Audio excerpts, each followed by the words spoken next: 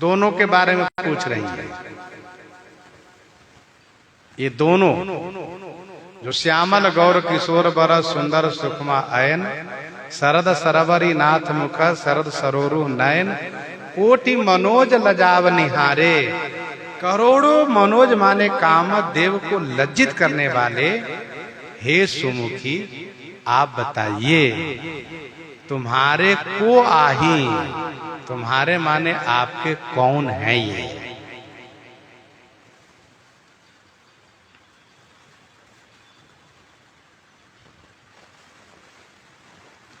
कोटि मनोज लजाव निहारे, सुमुखी कहूं को आही तुम्हारे।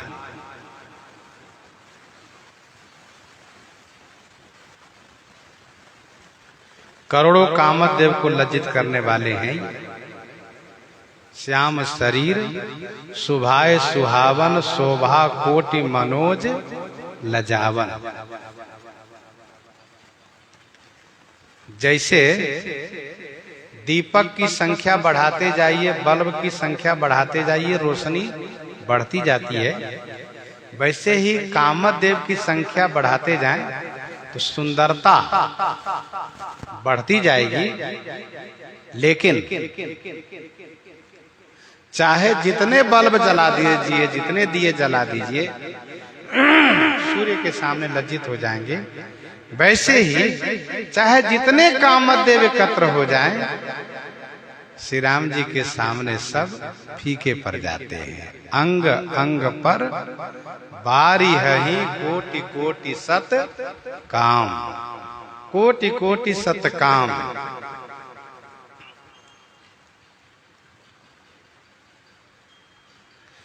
सुमुखी कहूं को आही तुम्हारे।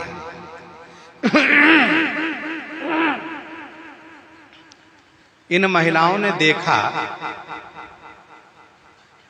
कि ये दोनों राजकुमार हम लोगों की ओर एक बार भी नहीं देखे।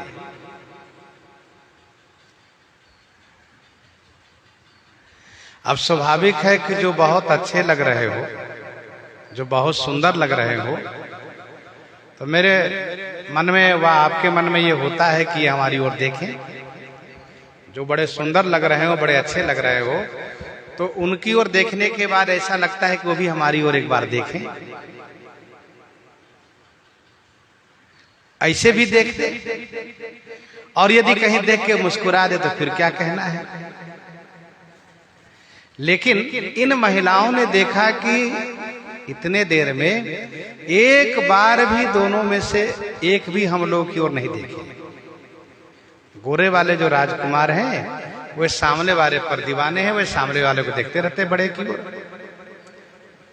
और स्वाभाविक के सामने इतने सुंदर हैं कि अभी गोरे जो देख रहे हैं तो इसमें कोई बड़ी बात नहीं, अच्छी बात है। अच्छा, जो सामने वाले हैं इनको हम देख रही हैं कि ये इनकी ओर देख रहे हैं। जिनसे पूछ रही हैं किशोरी जी से, तो देखा कि इनकी ओर देख रही हैं और ये उनकी ओर देख रही हैं, वे इनकी ओर देख रहे हैं। तो सामने वाले इनकी ओर देख रहे हैं, ये उनकी ओर देख रहे हैं, गोरे वाले सामने वाले की ओर देख रहे हैं, और हम लोग की ओर इन दोनों में से कोई नहीं देख रहे हैं। इसलिए किशोरी जी से पूछा कि हे सुमुखी, ये दोनों आपके हैं कौन, किस रिश्ते में? अनुमान तो सब लगा रही हैं, लेकिन फिर भी किशोरी जी के मुख से सुनना चाह रही है। अब आप कहेंगे सुनना क्यों चाह रही हैं? तो सुनना इसलिए चाह रही हैं कि यदि इनकी कृपा हो जाए ये हमारी ओर देख दे, ये हमारी ओर देखते हैं। इसका मतलब ये हुआ कि ये जो सामने वाले राजकुमार हैं ये इनके अधीनस्थ हैं, इनकी ओर ही देख रहे हैं, केवल इनकी ओर ही देख रहे हैं। और इनकी ओर देखते हैं तो हमारा मन मोहित होता है, हमारा मन मोहित होता है। तो ये यदि कृपा करें तो वे हमारी ओर देख सकते हैं। स्वाभाविक है कि जब यदि इनकी पत्नी है और ये यदि चाहेंगी तभी ये इनके पति हमारी ओर देख सकते हैं। इसीलिए इन्होंने बड़े मधुर शब्द में पूछा कि सुमुखी कहहु को आही तुम्हारे। सुन करके किशोरी जी को हंसी आ रही है। क्यों हंसी आ रही है? सुनी स्नेह माया मंजुल बानी, सकुच सिए मन मह मुस्कानी, सकुच सिए मन मह मुस्कानी। सुनी स्नेहमय मंजुल बानी। स्नेहमय माने प्रेममय, मंजुल माने सुंदर वाणी सुन करके श्री किशोरी जी सकुचा गई और मन ही मन मुस्कुराने लगी। वास्तव में इन सबका स्नेह युक्त वचन है, सुंदर वचन है। किशोरी जी को बड़ा संकोच लगा कि अब मैं कैसे बताऊं, कैसे बताऊं। एक टीकाकार ने लिखा है कि गांव की महिला ढीठ होती है, शहर की महिला संकुचित होती है। परंतु जिन टीकाकार ने इस बात को लिखा है, ये उनके समय में ऐसा रहा है। वर्तमान में यदि ठीक से विचार करके देखें तो शहर में ही ढिठाई है, गांव में संकोच है। गांव की महिला संकोच करती है, शहर की महिला ढिठाई करती है।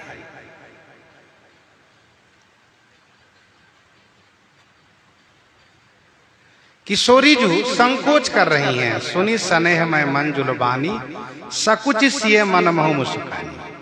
मुस्कुराना कृपा भी है। अच्छा, किशोरी जी मुस्कुराई क्यों?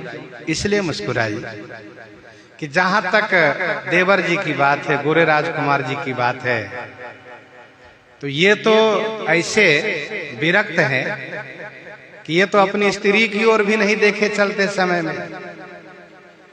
घर से निकलते समय में अपनी स्त्री को भी नहीं देखे तो दूसरी स्त्री की ओर क्या देखेंगे? ऐसे हैं ये। अरण्य कांड में आप सुनिएगा, शूर्पणखा जब लक्ष्मण जी के पास जाती है तो श्री लक्ष्मण जी श्री राम जी की ओर देख करके बोलते हैं, उनकी ओर नहीं देखते।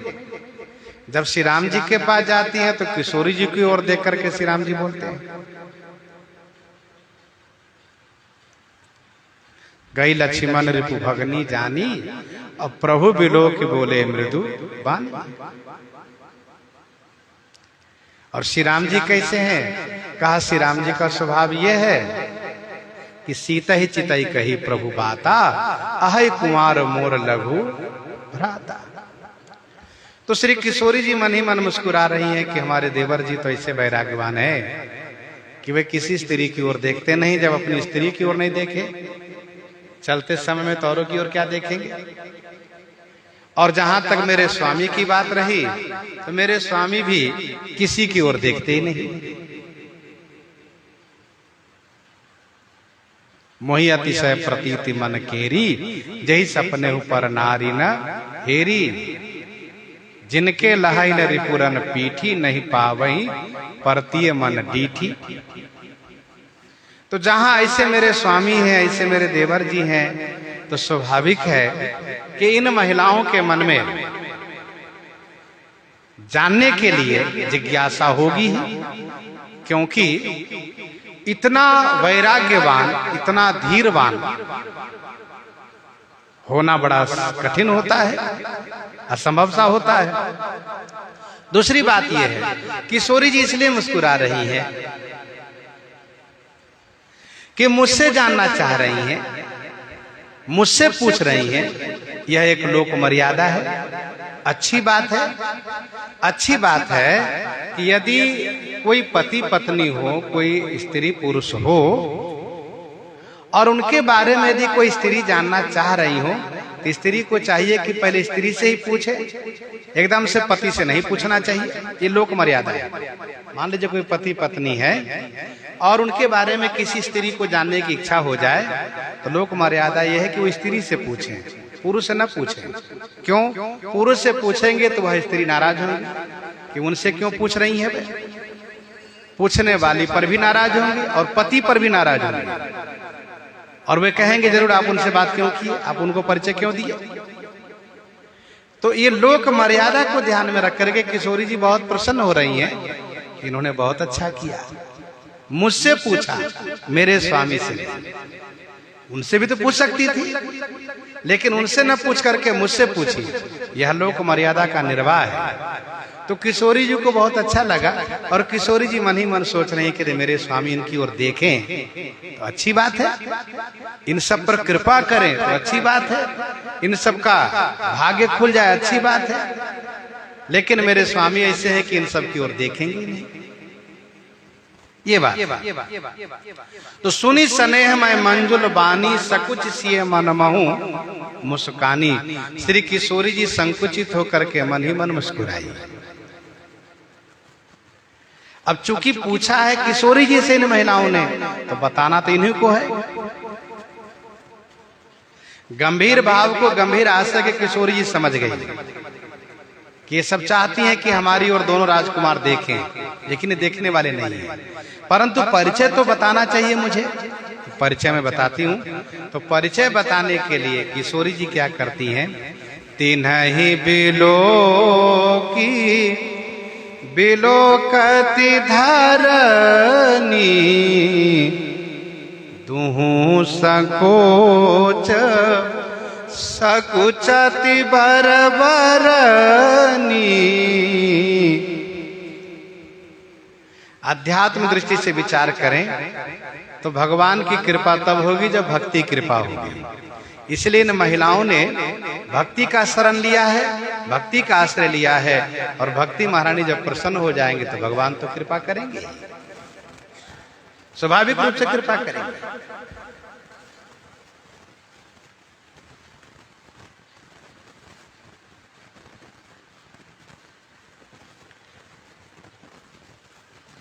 तिनहि बिलोक बिलोकति धरनी, दुहु सकोच सकुचति बरबरनी।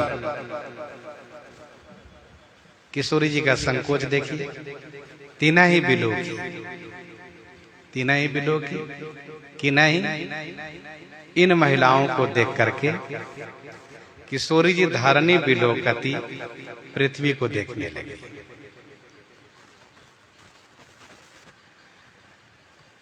महिलाओं की प्रकृति है, स्त्रियों की प्रकृति है, जब संकुचित होगी तो पृथ्वी को देखेगी। बरबरनी दुहु सकोच सकुचति। बरबरनी माने श्रेष्ठ वर्ण वाली किशोरी जी दुहु सकोच सकुचति, दोनों संकोच में संकुचित हो रही हैं। इनको दोनों प्रकार का संकोच है, न बताने का भी संकोच है और बताने में भी संकोच है। बताने में संकोच क्या है, तो माता जी के सामने में कैसे पति का परिचय दूं, पृथ्वी माता है। ना बताने में संकोच है, यदि ना बताऊं तो इन सब का मन दुखेगा। किशोरी जी नहीं चाहती कि इन सब का मन दुखी हो। किशोरी जी इन सब के मन को दुखाना नहीं चाहती है, मन तोड़ना नहीं चाहती है।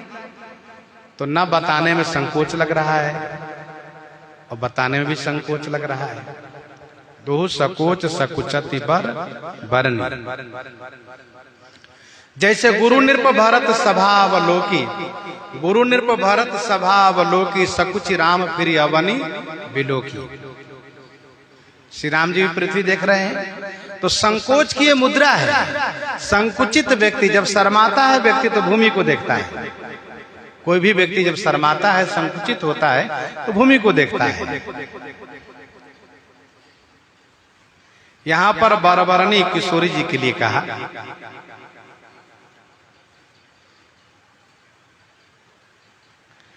और यही विशेषण श्री मिथिलेश जी महाराज ने श्री सुनैना जी के लिए दिया है। बरबर अगम सबहि बरनत बर बरनी, अगम सबहि बरनत बर बरनी।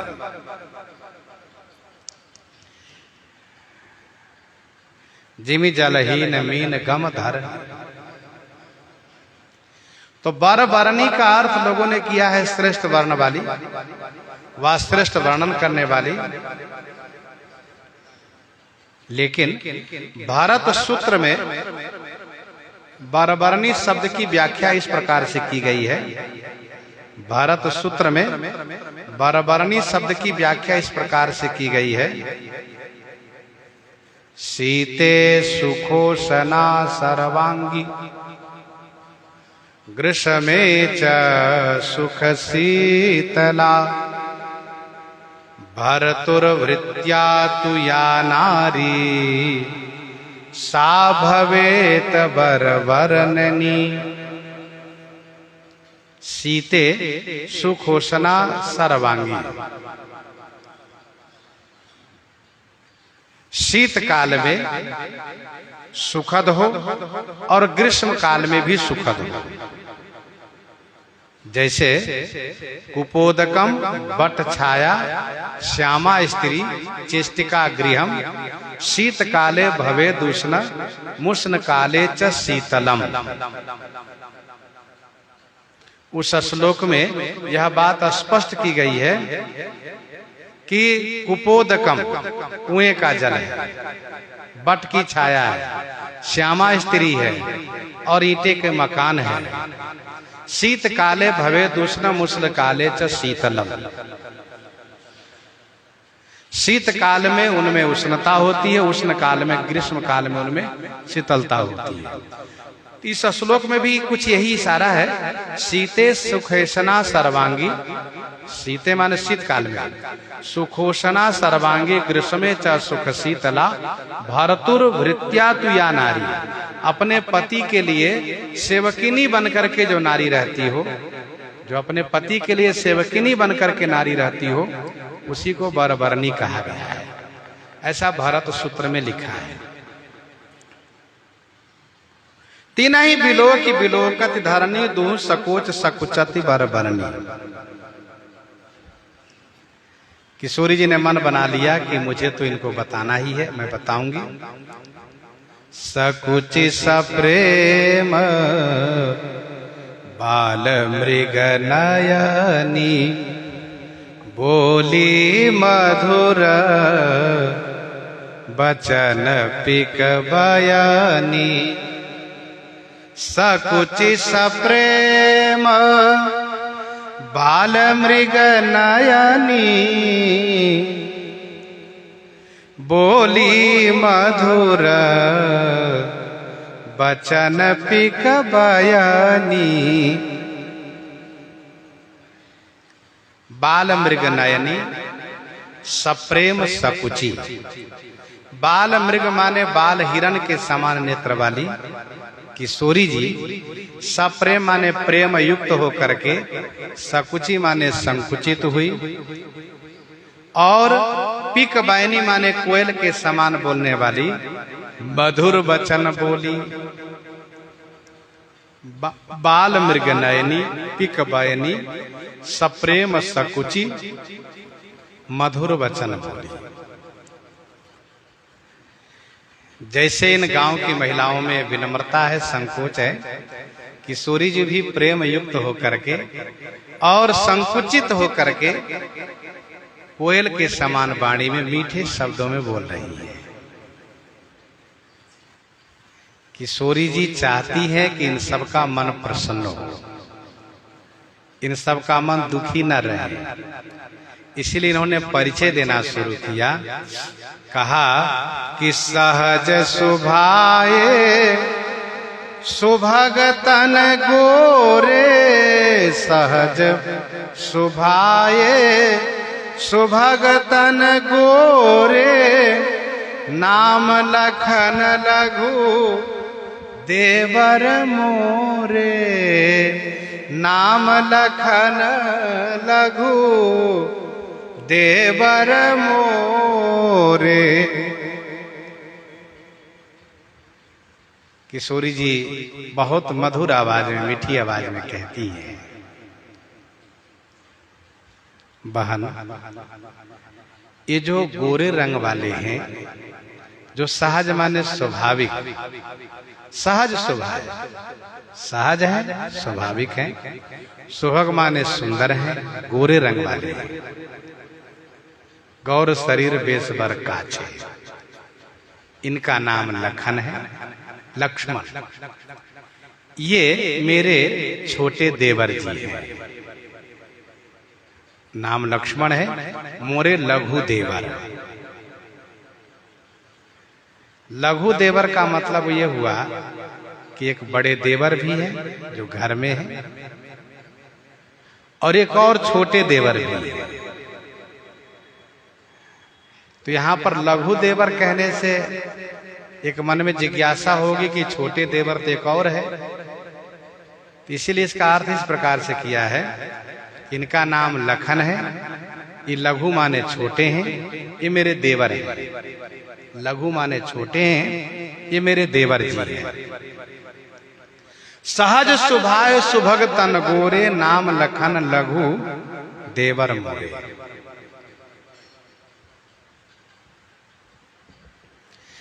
अब इतना परिचय देने के बाद पति का परिचय तो हो ही गया, लेकिन इसके बाद भी वे महिलाएं यह जानना चाहती हैं कि ये हैं कौन आप।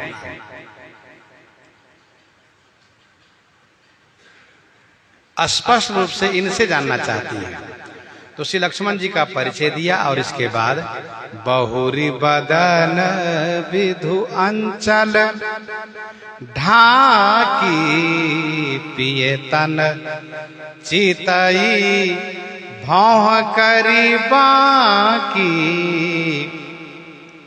बहुरी बदन विधु अंचल ढाकी, बहुरी माने पुनः, विधु बदन माने चंद्रमुख को किशोरी जी ने अपने आंचल से ढक दिया। अंचल ढाकी से किधर? राम जी की ओर से पर्दा किया, इनकी ओर से नहीं। किशोरी जी ने श्री राम जी की ओर से आंचल कर दिया। बहुरी बदन विधु अंचल ढाकी, और भौह बाकी करी पियतन चितई, भौहें टेढ़ी करके पियतन चितई, भौहें को टेढ़ी की और पति की ओर देखने लगी। इसमें इशारा क्या है? इशारा ये है कि बहन ये मेरे स्वामी हैं। लेकिन शब्दों में नहीं कहा किशोरी जी ने। देवर जी का परिचय तो शब्दों में दिया, लेकिन स्वामी का परिचय आंचल करके, भौहें को टेढ़ी करके, और फिर क्या किया? कहा खंजन मंजू तिरछे नयननी, निज पति कहे ओ तिन्हि सिए सैननी। दाहिने हाथ से आंचल को संभाली है, पर्दा की है, और बाएं हाथ के अंगुली से इशारा कर रही हैं, वो जो है ना सामने, समझ जाओ। तो खंजन मंजू तिरछे नयन, बाहें को टेढ़ी किया है, बाहें को बाकी माने टेढ़ी किया है किशोरी जी ने, और खंजन पक्षी के समान सुंदर जिनका नेत्र है, खंजन पक्षी का नाम है, खंजन पक्षी के समान जिनका सुंदर नेत्र है, उन सुंदर नेत्र से कटाक्ष करके, तिरछे करके, सिए सैनानी निजपति कहे हो। किशोरी जी ने सैनानी माने इशारे से अपने पति का परिचय दिया, ये मेरे हैं। मतलब ये हुआ कि इन गांव की महिलाओं ने समझ लिया कि अपने पति को बस में कैसे किया जाता है। कैसे किया जाता है? तो अपने भौहें और नेत्र से, अपनी भौहें और आंखें, नेत्र से अपने पति को अपने बस में किया जाता है। मानो किशोरी जी ने ये कहा कि हमारी दृष्टि उन पर रहती है, उनकी दृष्टि मेरे ऊपर रहती है। और आप यदि ये जानना चाहती हो कि ये सांवले तुम्हारे पति तुम्हारे अधीनस्थ कैसे हैं, तुम्हारे पति तुम्हारे बस में कैसे हो जाते हैं, अच्छा ये हमको बताओ कि हम यदि अपने पति को बस में करना चाहें तो इसके लिए क्या उपाय है। तो किशोरी जी ने कहा बस यही उपाय है कि नेत्र का कटाक्ष, तिरछे नेत्र से अपने पति को बस में किया जाता है। तो नयन कटाक्ष की बात किशोरी जी ने इन सबको समझा दिया। मानो किशोरी जी ने यह कहा कि नेत्र से भावपूर्ण अवलोकन से ही पति को बस में किया जा सकता है। और इसीलिए गांव की महिलाएं खुश हो गई और निर्णय कर लिया कि अब आज से हम भी अपने पति को इसी प्रकार से अपने नेत्र के भाव से कटाक्ष से अवलोकन करके अपने अपने पति को अपने बस में रखूंगी, मेरे पति भी मेरे सिवा किसी और को न देखे। ये विचार इन सब के मन में आ गया। खंजन मंजु तिरीछे नयनन निजपति कहे तिनैसी चैनन, 4 तरीके से परिचय दिया है किशोरी जी ने। मुस्कान, मुख ढापन, मुस्कान पहला, दूसरा मुख ढापन माने आंचल से ढाकना, तीसरा भौं के इशारा, और चौथा नयन के शयन, नेत्र के इशारा। भौं का इशारा, नेत्र के इशारा, ये 4 तरीके से किशोरी जी ने परिचय दिया। मानो किशोरी जी ने इन गांव की महिलाओं को पति के प्रति कितना स्नेह होना चाहिए और कैसा संकोच होना चाहिए। पति के सामने यदि तुमसे पूछे कि तुम्हारे पति ये हैं, ये मत कह दो कि हमारे हस्बैंड है, हमारे पति हैं, सो नहीं, बल्कि आंख के इशारे से बताओ, ये संकोच होना चाहिए।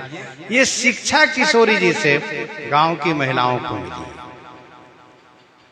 इसीलिए गोस्वामी जी ने कहा कि जब अच्छी शिक्षा मिली कि पति को बस में करने का क्या विधि है, क्या व्यवस्था है, क्या उसका उपाय है, तो ये संकोच, ये लज्जा, ये प्रेम की शिक्षा किशोरी जी से मिली है। इसलिए भाई मुदित सब ग्राम बधूटी रंकन राय राशि जनु लूटी, भई मुदित सब ग्राम बधूटी। गांव की सब बधूटी माने सभी स्त्रियां, मुदित भई माने प्रसन्न हो गई।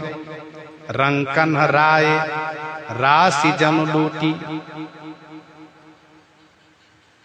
रंकन राय राशि जनु लूटी, मानो रंकन ही माने दरिद्र ने, कंगाल ने, भिखारी ने, राय राशि माने राज्य राशि,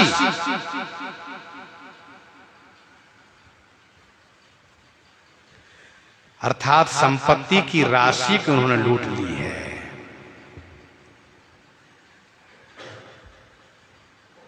इन सभी महिलाओं को पति प्रेम, पति को बस करने का एक सुंदर उपदेश प्राप्त हो गया, शिक्षा मिल गई।